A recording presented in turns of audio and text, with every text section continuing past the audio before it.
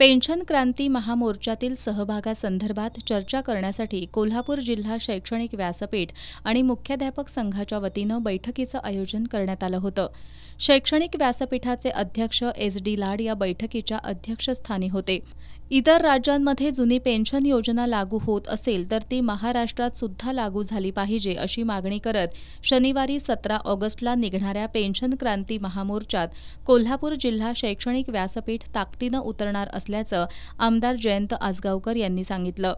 शैक्षणिक व्यासपीठाचे अध्यक्ष एस.डी. लाड यांनी शैक्षणिक व्यासपीठ आणि मुख्याध्यापक संघाशी संबंधित सर्व घटकांनी मोठ्या संख्येनं महामोर्चात सहभागी व्हावं असं आवाहन केलं.